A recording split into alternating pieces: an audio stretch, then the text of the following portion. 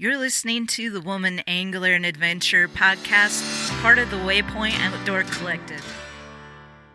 What we want is new anglers. So if you're going to have a fishing derby that is going to be effective, you've got to have education involved with it so that you get new anglers to come and learn something before they go out and try their new skill. And the problem that I see is that all these bits and pieces are flying around and it's not effective. There isn't an overall umbrella plan. We have that umbrella plan.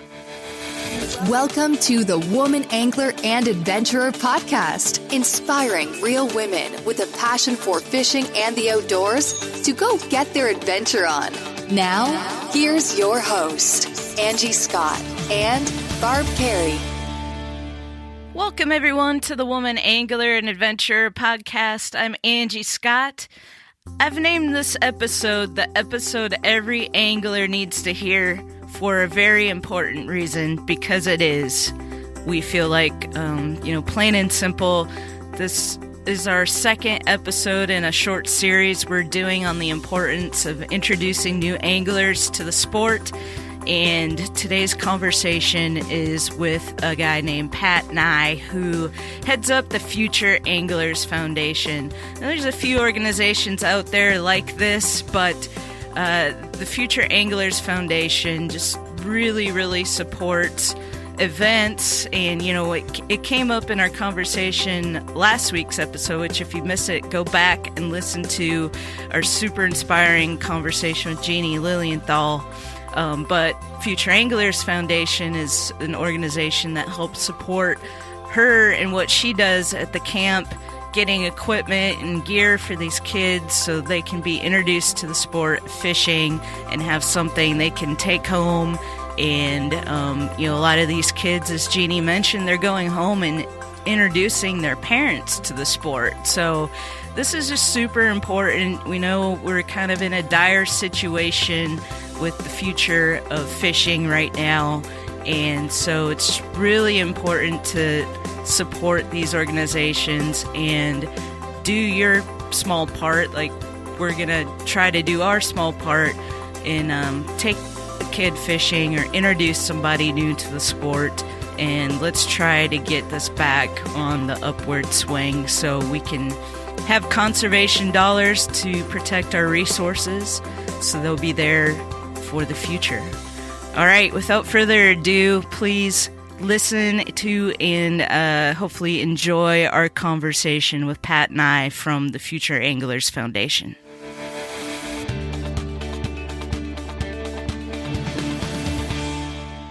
Pat, welcome to the Woman Angler and Adventure podcast. We're so happy to have you on today. You're involved with an organization called the Future Anglers Foundation. And can you tell our listeners just what that is and when it started and how you got involved in it? Sure. The Future Angler Foundation is an organization that myself and a couple other avid anglers started back in 2012, seeing a need for funding for volunteerism. So what we were looking to do was to create a 501c3 nonprofit. So the C3 means that contributions to the organization are tax deductible. That mission is to raise funding and then help support anglers who volunteer their time and effort to grow participation in sport fishing.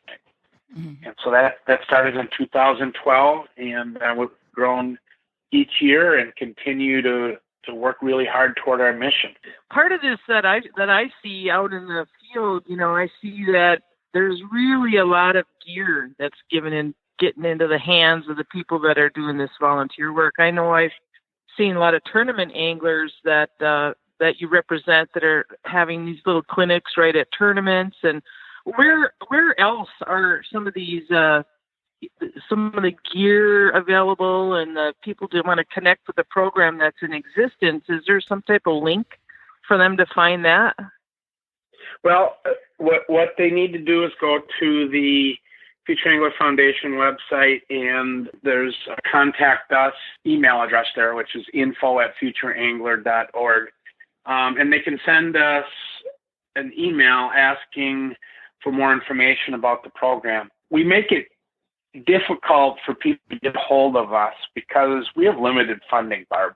And if we ever get to the point where the industry or some private foundation backs us to the degree where we could have the funding needed and the infrastructure set up to support this, will become a lot easier to get a hold of. But right now, we're doing a good job of not overstepping our ability to support events. And you are correct. We've got some relationships with an organization called the National Professional Anglers Association, which I'm executive director of, and you're a member of, Barb, and Angie as well, where we support our members, meaning the Future Angler Foundation supports NPAA members who go out and donate their time to share their knowledge and about sport fishing. And so that's one avenue. The other would be through people that reach out to us on the website or through other networking and ask for support. So last year, between the NPAA and the other people that reached out to us, we supported 140 events that had about 15,000 kids and somewhere around 8,000 or 9,000 parents attend those events. So, and this has been going on since 2012, as I said. So our numbers get more and more impressive each year. How has support changed over the years? Is it getting easier to find supporters, or is it just a challenge? And why do you think it's such a challenge to get the necessary support for what you guys are doing? It is definitely not getting any easier. It's frustrating to me in the position I am in my career and my life to see how difficult it is for us as avid anglers to get support for the volunteer work that we do to grow sport fishing. Sport fishing is really a grassroots activity, and because of that, it's really great to have people like yourselves and all the anglers that volunteer their time reach out to individuals on a grassroots level. And that's the problem, I think, that we've got with this support, is that because it is grassroots oriented, the industry, I think, is kind of throwing their hands up and say, well, we do support it. We do support the growth of the sport, and yet I'm in the mindset that the support that is given is not well organized. RBFF has done the job they can do given what they are, which is, RBFF is a recreational boating and fishing foundation and is there to grow sport fishing and boating. Mm-hmm. And their work under a grant, a $5 million a year grant that comes from excise tax money that we pay as anglers when we buy fishing tackle. So they're out there working with what they do on a broad basis, and yet, my contention is that there's individuals and organizations out there who could use support, financial support, that don't get it because it is grassroots and it's so broad and it's hard for the industry to keep track of it. And there is, other than RBFF, there isn't a centralized organization that's out there pushing for support of growth in the angling world. Mm-hmm. And so it is difficult for us to get this done. And it's really a shame because I've seen what an effect that these grassroots organizations can have. I mean, these are the people that are on the ground, and within a few months, the people that they're connecting with are actually buying boats and launching boats and buying gear and becoming a passionate angler because there's someone doing the hands-on, work with them. And that's really what I see with women. I mean, it's like a giant snowball rolling and getting bigger and bigger and bigger. And those are the people that are receiving that, tutorials and the support, and those are the ones that are going on to volunteer for the next generation. I mean, they really give back. You know, and I think that there's so many programs that have value that are being underrepresented by funding and not recognized as having as much of effect as, you know, some big corporate, you know, giving away 50,000 rods, but where are they going? You saw that as well. Yeah, I mean, I tell you how much that bothers me, giving away 50,000 rods, and we're talking about Bass Pro and Cabela's. That was just announced that they gave away 50,000 rods. The Future Angler Foundation last year gave away 4,000 rods. Now put that in perspective once. We gave away 4,000 rods and reels to kids. We're a nonprofit, self-funded. We're not a gigantic corporation. Okay, we didn't get headlines because we gave away 4,000 rods and reels. And that's the disconnect that we have here. So can you imagine what the Future Angler Foundation or a like organization, let's say it's the Future Fisherman Foundation that Mark Gintert's involved with, which is connected to the Bass Federation. So can you imagine what we could do with those? Because and you hit it on the head, Barb. We would make sure that those rods and reels get into the hands of the right people, because we're at grassroots level and we deal with it every single day. That's the disconnect. That's my frustration. And great. I'm glad that Bass Pro Cabela's gave away 50,000 rods and reels. But you know what? That's a business move. That's their decision to support their business model, and they should be doing that. That's called seeding for the future. What we're doing is we're seeding volunteerism, and we're not getting the support. Everything that we gain because we put the time and effort to get the money. And at this point, it's done completely on a volunteer basis. There isn't any money from the Future Angler Foundation that has gone to any salaries or any compensation from day one. Now, that's going to change because the amount of time and effort that has been put in with regard to receiving government grants, which thank God for government grants, because that's really what's taken us to the next level. But the time and effort involved with that, if you've ever dealt with the government at all, you'll understand, is over the top. And so, you know, with regard to that moving forward, you know, there's going to be some compensation paid to whomever takes that task upon themselves, whether it's me or somebody else, to get these government grants and to execute them. But the rest of this money that's being raised, there hasn't been one dime taken for administration, not one dime. It's all gone 100% back into our mission, which is to grow sport fishing. And that's commendable, and yet we don't get the recognition or the support from the industry, other than a few dollars here and there from some of the NPA supporting partners, which we're extremely grateful for. But it's really a fraction of what the total is. So as you can tell, I'm passionate and I'm a little pissed off that we are where we are with this industry. I mean, I'd love to see more emphasis put into what I know Barb has passion for, which is getting women fishing.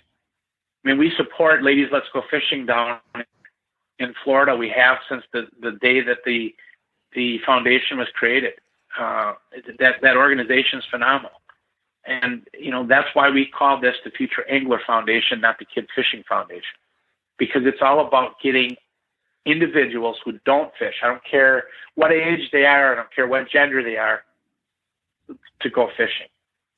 Because if we don't do that, we're going to have a problem in the very near future, because we won't have enough anglers out there to justify the money that is spent on access and utilization of the resource. From a corporate level, you know, you would think that they would want to be doing this the right way because it's their future customers. They're kind of shooting themselves in the foot if they're not doing it the right way. But I mean, I'll defend them, okay? Because I've been in this industry since I was 15. I'll defend them. They all are looking at what they do and think it's enough.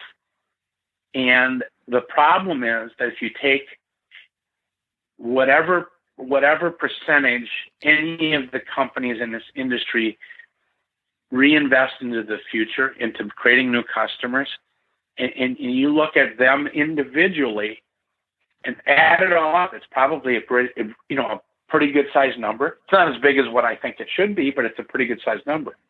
The problem that I see, in my opinion, is it's totally ineffective. Because it's little tiny bits here and little bits there, and all kinds of time wasted in trying to get that support to those who ask for it. And some of those that ask for it don't ask for. They ask for it to support a fishing derby, not something that creates new anglers. Fishing derbies can create new anglers if there's education involved with it. You can't just hold a fishing derby and then want to have, prizes and stuff to get people to come to it, because those are already anglers. Those aren't new anglers. Those are anglers. What we want is new anglers. So if you're going to have a fishing derby that is going to be effective, you've got to have education involved with it so that you get new anglers to come and learn something before they go out and try their new skill. And the problem that I see is that all these bits and pieces are flying around, and it's not effective. There isn't an overall umbrella plan. We have that umbrella plan. I mean, we do what we do based upon what we know works, which is to get people out fishing, but include education. Even if it's 20 minutes, 20 minutes of good education done by an opinion leader is way better than no education at all. There's some stats that I shared when we had our conversation with Jeannie, and you've probably heard these same stats, but just to reiterate what you've said, nearly half of all anglers right now, the research that RBFF and ASA and those organizations have done are showing that nearly half of all anglers right now are over 50 years old. And if that isn't a scary thought to the industry, then I don't know what is, because, that, like you said, it's if we don't do something now to get new anglers into the sport, there's not going to be any money for conservation, and our resources are going to continue to dwindle. Some other research that they've done says that if a kid doesn't fish before he or she is 12 years old, they're likely to never become an angler. So the importance of getting kids involved in fishing before the age of 12 is incredibly important. And then beyond that, the research shows that they need to go fishing at least 3 times in 1 year, or before they'll start going on their own. So, yeah. So I agree completely with most of that, except the one about the 12-year-old. I think that used to be the way it was. I really do. But having seen what is happening with high school fishing and the growth in these high school fishing teams, I think that's changing quickly. Mm-hmm. And I think it's changing because of peer pressure, and I think it's changing because of soccer moms and dads and football moms and dads and baseball moms and dads who are looking at the issues that have come forth lately with regard to concussion and what the likelihood that a concussion at especially a young age can do to a growing brain. I really believe that right now, more than ever, these middle school and high school kids may be changing their emphasis from team sports to fishing in areas where it's offered. The other piece of that is it's a lifetime sport. And it absolutely is the rest of their life. And then it doesn't matter if they're genetically, above average physically to be able to compete. You're right. You know all about it, Bart. Competition's good. And to get these kids with a feeling of accomplishment, and you're 100% correct. You're 100% correct. Yeah. It's awesome. Well, it seems like there's pockets of this high school fishing that's just going full bore, great guns. Like there's a pocket in the south, with some of the bass anglers. And now Wisconsin is going great guns. Minnesota's starting. But there's a lot of other places that have never even heard of it. Correct. And so let's talk to that. So I'm a strategic thinker. I always have been. So one of the things that I look at with regard to the Future Angler Foundation is how can we, as a small nonprofit, have an effect on something that's out of our control. I'm talking about high school angling, because I think high school angling is really, really important to the future of sport fishing. So as we started to think it through, we looked at how can we affect high school angling, and one of the ways you can do it is by priming the pump, meaning getting kids interested in angling prior to the high school years is going to be critical. Not even if it's exposed to a degree that they don't get a chance to do it, but they know more about it. It's very important that they at least know about it and think at some point in the back of their minds that hey, I'd like to try that. And then they're exposed to it in high school with high school fishing, and all of a sudden, I want to be part of the high school fishing team or a club or whatever it ends up being. So we put together a grant proposal this past year in 2018 that was approved by AFWA, Association of Fish and Wildlife Agencies, and it's funded by the U.S. Fish and Wildlife Service for a $240,000 grant that goes with the pilot program that we created through funding from the U.S. Forest Service that's called Getting Families Fishing. And basically it's an educational video series designed to excite kids and to get kids thinking about angling that has corresponding curriculum that can be utilized by school systems or fishing clubs or anybody who wants to use it to expose kids to fishing. And it's housed on the Into the Outdoors Education Network. They're producing it. They're based in Madison, Wisconsin. They've won 8 Emmy Awards for their outdoor educational program. These people know how to do this. So we now have this series that will become available, free source. You don't have to pay for it. That will be available to millions of potential new anglers and the school systems. These science teachers and these FIED teachers that want to teach fishing are now going to have some video resources along with curriculum, with web-based curriculum that they can utilize to teach kids about angling.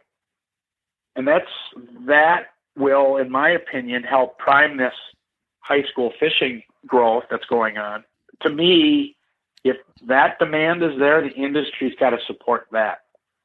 So that's what I'm hoping happens, is that brings the industry together to support angler recruitment through these high school kids, through the high school program. Because if the demand's there, I'm convinced that the industry will start to support it.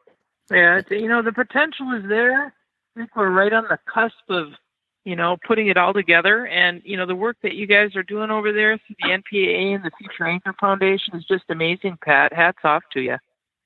Thank you. It's a passion, Barb, and you know that it is for me. And, it's just, I raised 2 boys. My wife raised 2 boys. I had my fingers in it, but, one of them is going to become a professional angler. And, that's going to be his life. That's his passion. And I planted the seed, but, just put fertilizer on it every now and then. It's grown because he has been exposed to all these different facets. And I've seen this firsthand. And I also see what this is going to do for other kids. All these friends of his that now fish that would never have fished because they were involved with him. And, again, the seed was planted early. There is, this can happen exponentially, not just with my son, but with, all kinds of kids out there, if we get them exposed to it at an early age and then continue to put on the fertilizer, which is what we're trying to do. And so again, I appreciate the comment, Barb. This is a whole pursuit of passion for me to see this industry and the sport grow, because I think it's critical to the quality of life in the United States. Well, and as I say, it's more than just the fishing, because there's so many other life lessons that are associated with it. And I was a nurse, I worked as a cop, and I worked teaching fishing and mentoring anglers, and I've changed more lives through fishing than I have in those other two professions combined. So, that says it right there. I understand completely, and I really commend you for the efforts you've put forth in following your passion and doing what you've been doing to expose so many people to the sport. It's awesome. Pat, what would you say is the number one thing that people listening to this podcast could do to help support this mission? Well, the number one thing we need is funding. Mm-hmm. And so, go on Facebook, share our Facebook page, hit the donate now button. What we're really looking for is passionate individuals who are connected with people who have the wherewithal financially to support us. Because I will guarantee you, if we have the financial support, we will grow infrastructure that is extremely efficient and will make sure that we get high percentages of the dollars that we receive that go 100% to our mission, because our mission's critical. And there is nothing out there that can support the future of angling like what we do with the Future Angler Foundation, or what Mark Ginnert's doing with Future Fisherman Foundation. And there are organizations out there like King Wilson's Fishing's Future, who would do a phenomenal job. But Shane is out of Texas. They've reached their individual that they had engaged in exposing them to fishing earlier this year, and that's an amazing number. But my comment to Shane is, Shane, my goal is to get enough funding coming into the Future Angler Foundation where he never has to worry about finding another dollar. Mm-hmm. So what I'd like to see is have the Future Angler Foundation become the funding mechanism for Shane Wilson's program and all others that are similar across the United States, because I guarantee you we will search them out and find them, or they will find us, and that the money will go to what it's supposed to go to, which is to create new anglers. And all of that combined will create a future for sport fishing. And as we all know, as avid anglers and people who love the sport and the resource, it's critical for the future of our aquatic resources in this country that we have anglers. It's absolutely critical, because that's where the funding comes for conservation and for access and for everything else that makes our country unique. It comes from anglers. We're looking forward to seeing you at the conference. I know NPAA puts on a big conference every January, and we'll continue to try to spread your message and your information with our followers. And we have a lot of passionate angler followers ourselves, and boy, they're the ones that are giving back. These gals are really engaged both on the volunteer basis and just mentoring each other. So maybe this will be part of the giant snowball that's getting bigger and bigger. Well, that would be awesome. Any help that you can give us would be appreciated, and you let us know what we can do to help. That conference is the 3rd, 4th, and 5th of January 2020 in Wisconsin Dells. Well, I feel like we kind of had the 10,000-foot view on this conversation, and maybe we'll have you back on sometime in the near future and kind of dig a little deeper into there's more issues than just funding. I think I've seen some, just from my own bass club trying to put together a kids fishing day.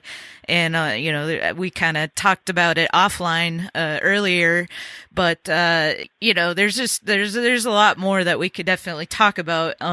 And unfortunately, I actually have to go to work today, so I have to wrap it up and head that way. But, I would love to have you back on the show sometime and kind of dig a little deeper into some of the other issues that, we could talk about. So, but I just want to thank you so much for coming on. Thank you so much for my pleasure. Yeah, and everything that you do with the Future Anglers Foundation, and hopefully, we'll share links in our show notes to this, and people will share it, hopefully, and maybe some people will help support the cause. It's like you said, it's mission critical right now. So absolutely, yeah.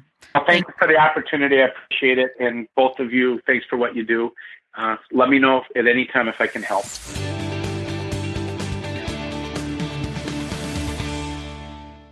Thank you so much for listening to this episode. Please go to thewomanangler.com/66. You'll find some links. You'll be able to check out the Future Anglers Foundation website and find out how you can help support their mission and our mission as well. You can support us by sharing these episodes on your social media, telling friends about it, and leaving us a rating and review on iTunes. That helps us move up in the rankings a little bit, and more people will discover us that way. So we really appreciate all of you